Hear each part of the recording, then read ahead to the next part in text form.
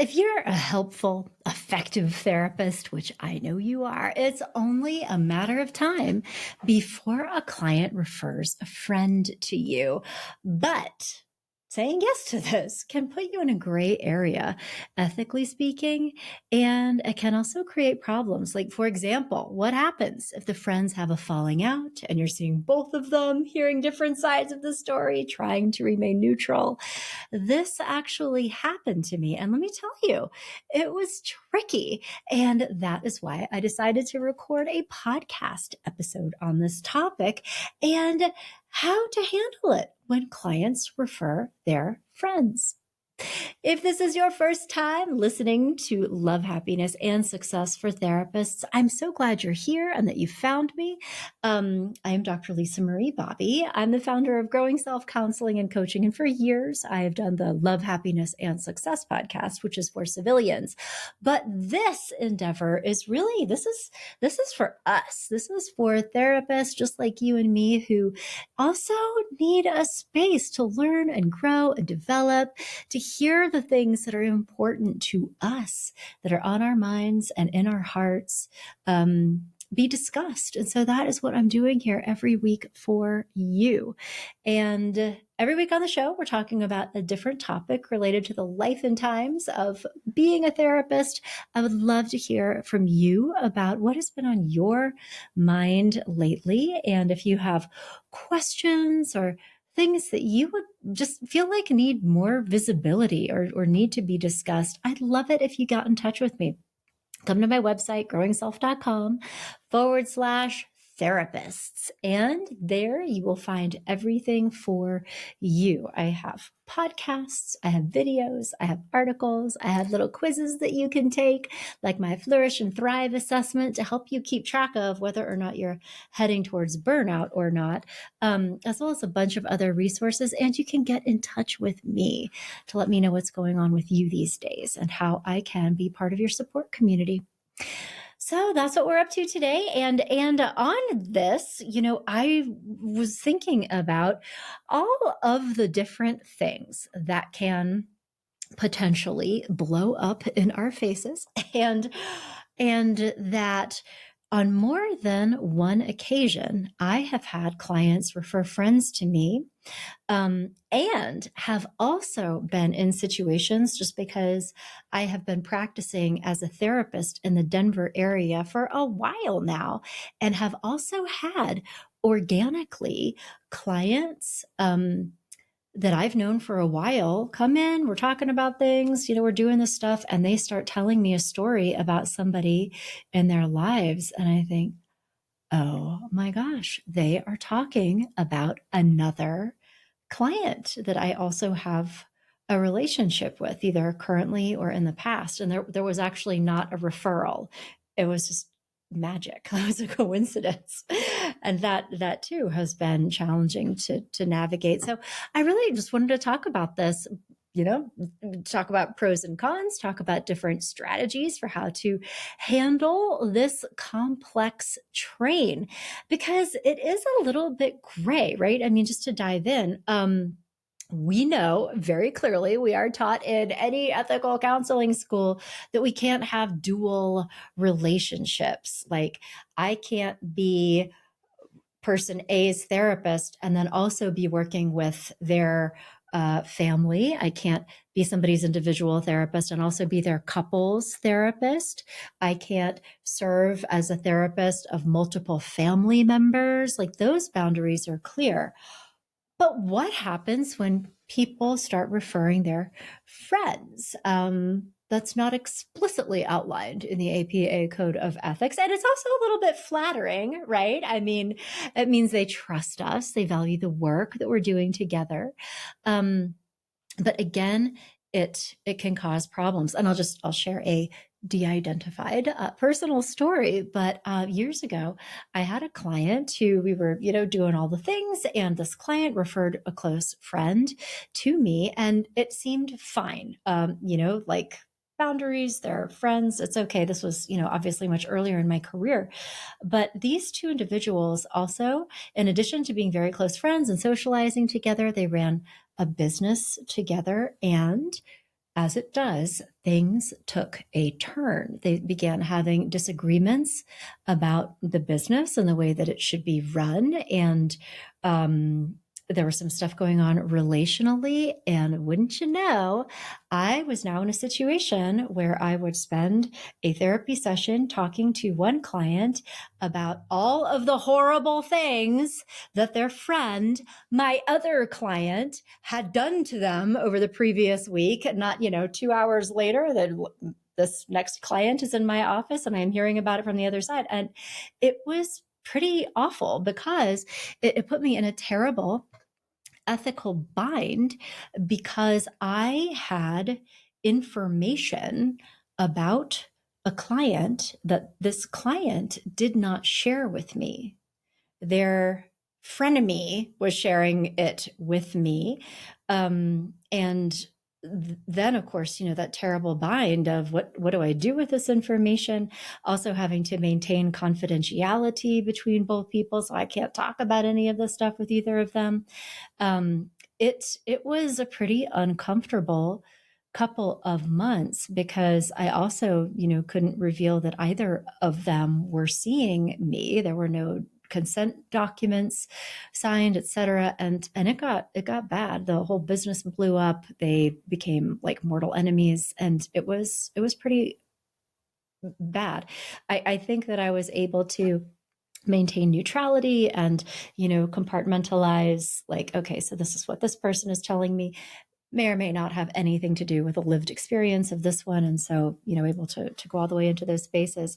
I hope that I was able to contribute in helpful ways to both of those people. But I swore to myself, like, never again am I going to do that.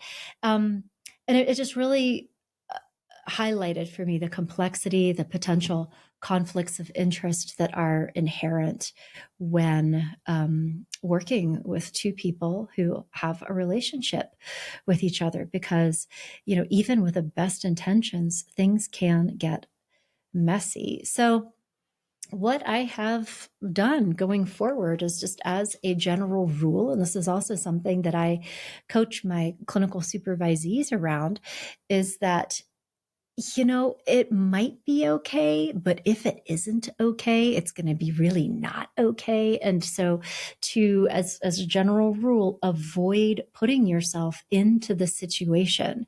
So how do we handle that? How do you decline or redirect a personal referral, especially when you know that somebody is getting in touch with you because your current client encouraged them to? And also, maybe your current client is like feeling really happy and excited about this, like, oh my gosh, they need to talk to you. They're going to get so much out of this, like, because that's a relationship that you need to maintain on the other side of that too, right? So to just talk about this a little bit, the art of gentle declining and redirection. And first of all, I think it is always important to acknowledge the referral to your current client, without, of course, here's where it gets tricky again, compromising the confidentiality of somebody that reached out to you at your client's suggestion. Because you can't say, your friend Amy got in touch with me the other day. Oh my gosh, she's awesome. I would love to work with her. But you can't even do that. So, like, how do you even acknowledge the fact that something nice happened?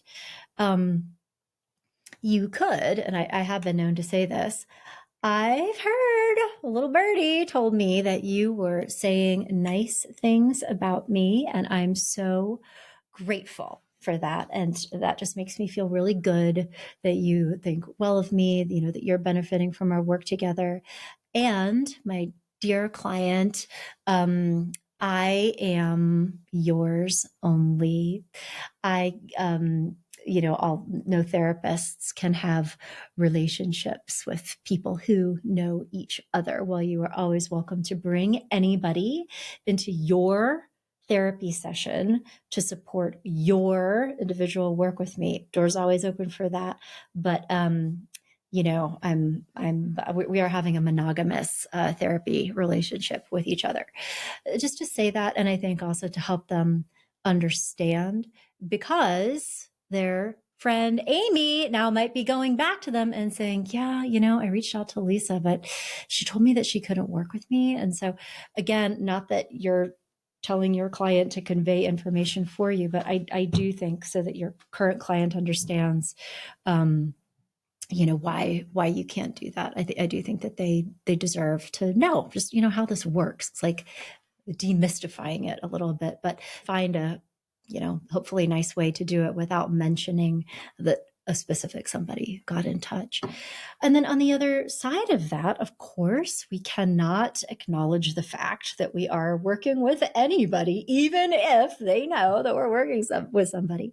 And so the formula that I've kind of come up with is, thank you so much for considering me as your therapist. I am so honored and I really appreciate that. And at this time, I'm not able to take you on as a client. And that's it. I don't go into any more detail than that. At this time, I'm not able to take you on as a client, but here's what I can do for you. I can refer you to another fantastic therapist, a close colleague of mine, somebody that I really know, like, and trust, who I think is going to be a fantastic fit for you. And then I will make that introduction and I will say Godspeed. And I also don't engage in conversation about it. If somebody's like, but why? I really want to work with you. You could just say, I'm so sorry. I wish I could work with you. At this time, I am not able to do that, without explaining yourself. Because if you started to offer more information than that, it could create problems. It could bump up against confidentiality, because we as therapists can't confirm or deny that we are in a relationship with anybody. So that is my standard operating procedure when it comes to this kind of thing. And, in my experience, even though sometimes people can be a little disappointed, right? I think the way of framing this, it shows appreciation, it maintains confidentiality, it shows, offers an alternative solution, which I think that we do have a responsibility to do. And if you don't have close colleagues that you feel good like referring people to, that would be another professional development piece. I think it's important for all of us to have a trusted network, because part of ethical practice is always referring clients for various things. Because again, we can't have dual relationships. And to practice ethically, we have to have a scope of practice and say, actually, that's not my jam. Let me refer you to somebody who does this. And we also sometimes need to end relationships with clients, and we cannot abandon clients. We have to provide referrals as part of their continuing care. So having a trustworthy professional network is part of this gig, and it means having relationships with other therapists that you know, like, and trust. So that's one piece of this puzzle that I want you to see. Now, when you are referring a client or redirecting them, it's important that you redirect them with care and ensure that the therapist that you are suggesting that they see is going to be the right person to support what they need. So that can mean spending a few more minutes with them on the phone, or, just a quick discovery call to say, let me hear just a tiny bit more about your hopes and goals. This is not any kind of session. I really want to refer you to the right person. Having a general sense of what you're hoping to get out of this will help me do that well. So another thing to consider is how to handle it if you have a sleeper situation that surprises you. Again, I have been in situations where I was working with two people. There was no referral. Neither of them knew that the other person saw me, but because Denver can be a small town, I was sitting here thinking, oh my gosh, I'm hearing the other. So this is the friend my client has told me about, and vice versa. So what to do in the situation? I will tell you what I did in this situation. I think that there are probably a number of different ways to handle it. But when I realized what was happening and realized that both of these individuals were currently in a conflictual, again, relational situation with each other, there was like a kind of a business arrangement happening. Um, I started to feel uneasy and did not want to replicate, the horror show that I'd lived through with those two clients I told you about previously. One of the clients I had been working with for quite a long time. We had a years long relationship. The other I had not had the same level of history with. And for the client that I had a less established relationship with, I made a professional referral. She was telling me, and this is truly the case, in addition to the situation that was conflictual with the one friend that I felt uncomfortable with, she was dealing with some other dynamics and life experiences that could benefit from a specialization, specialized clinical expertise that I could have worked with her. And I happen to have an amazing colleague who would do great work with her. So was able to have a conversation to say, based on what you're telling me about what's going on with you these days, I am really so invested in your growth and your success here. My skill set, some of my limitations, and also thinking about my professional network, it occurred to me that I have a colleague that I've known for years. I think so highly of her. She does exactly what you are hoping to do. And I would love to introduce you to her. Would you be open to that? And she was, I think if this client had had different variables, I mean, it could have been different. Theoretically, I could have, done some of that compartmentalization again, but it's really, it's not the right thing to do, because again, as therapists, we run into trouble when we have information about our clients that our clients did not disclose to us and that we can't really do anything with. Like, we can't bring it into the thing, because it starts to create this distance and this obstacle in the authenticity of that primary relationship. So it's really something to avoid. Anyway, in this case, the other client was happy to take the referral, did a little consultation with my colleague to kind of, get her off and running, did a little warm handoff.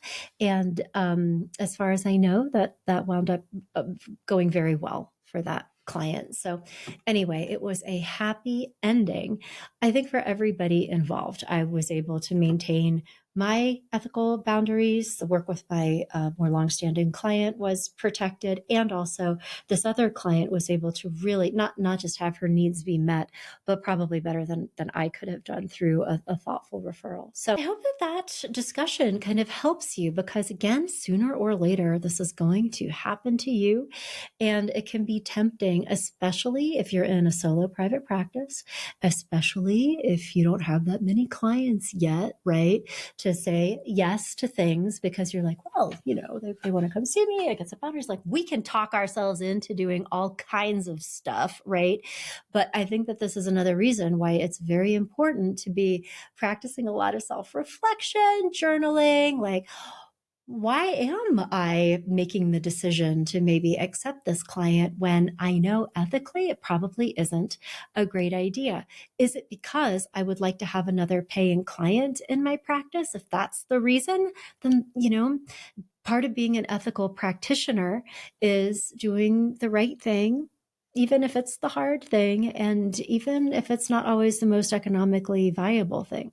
I think that that's another reason why part of ethical practice, particularly in private practice, is to have a flow of clients so that you aren't connecting with clients in a way that meets your own needs, that has less regard for their needs. When clinicians get into a private practice situation and they're worried about how many clients they're seeing, it makes them ethically vulnerable. So saying yes to clients that they should say no to because the client's presenting issue is really not in their scope of practice. If they're being really honest with, I see people do this with couples counseling all the time, or God forbid, an individual therapist being like, yeah, bring your husband, let's do couples, keep the party going in some ways, but also accepting these kinds of referrals that are a little bit too close to home. So ethical practice means that energy flow, and it means having boundaries and saying no sometimes,